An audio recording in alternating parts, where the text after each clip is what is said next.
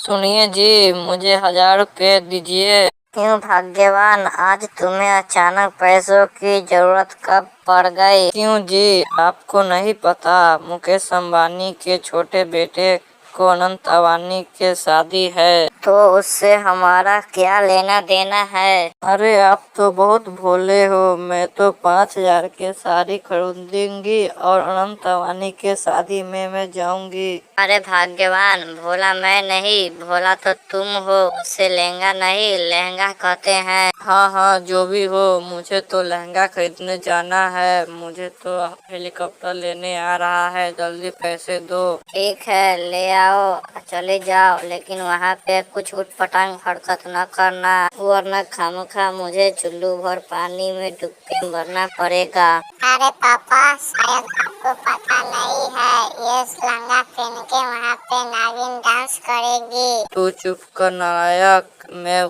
लहंगा पहनकर नागिन डांस नहीं, खुजली डांस भी वहाँ पे करूँगी। तुझसे क्या लेना देना है? अरे भाग्यवान, तुम एक काम करो, वहाँ जाना रहने दो। क्यों जी? बस ऐसा ही, तुम नहीं जाओ वहाँ पे। बहू, ओ बहू, क्या कर रही हो?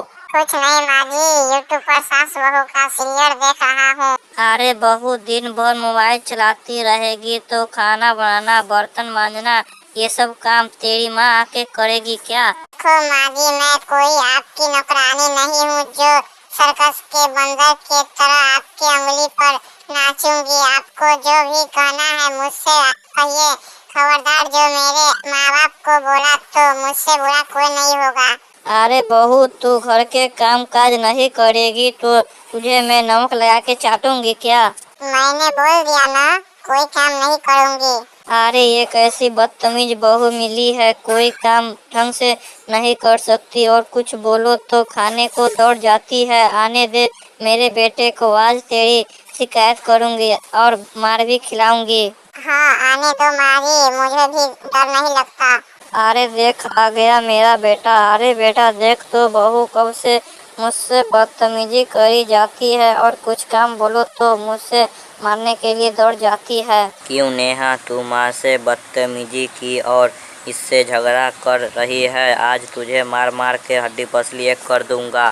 देखो जी, मैं कोई तुम्हारी नौकरानी नहीं हूँ जो तुम्हारे हर इशारे पर हाथ बांधी खड़ी रहूंगी। और ये मत भूलो, मेरे पापा ने 5 लाख रुपए देकर खरीदा है। अब मैं नहीं, तुम्हें मेरे इशारे पर नाचना पड़ेगा।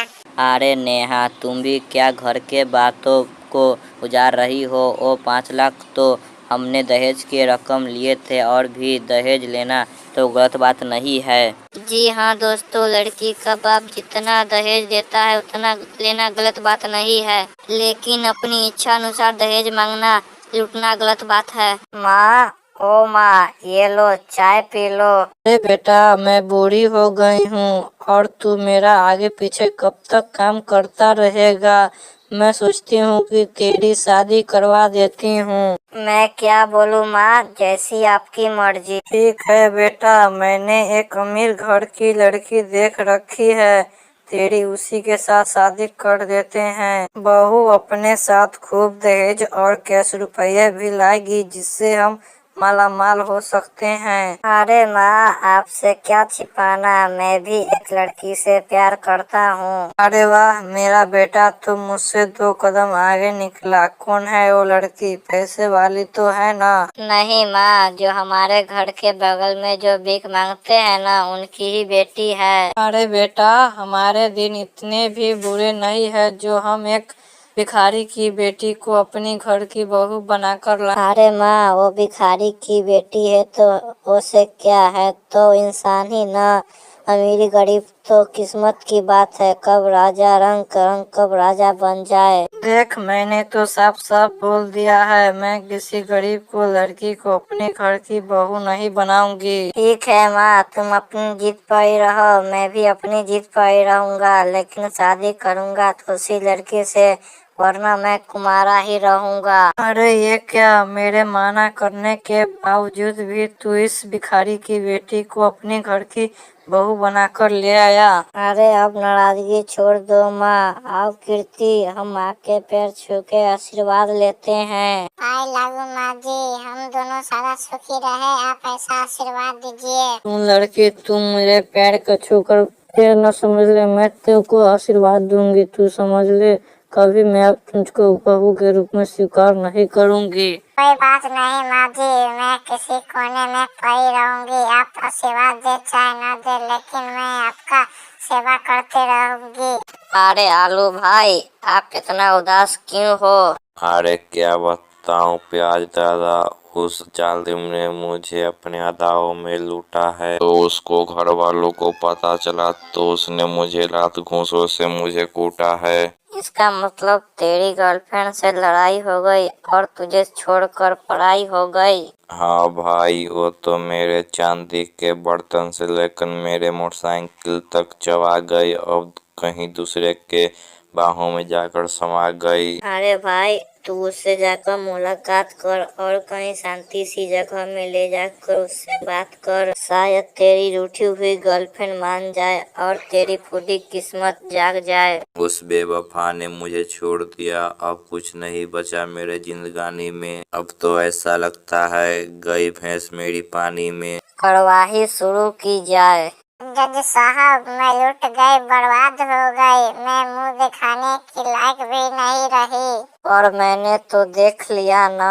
क्या देख लिया आपने? तेरा चांद सा मुखड़ा देख लिया। और क्या?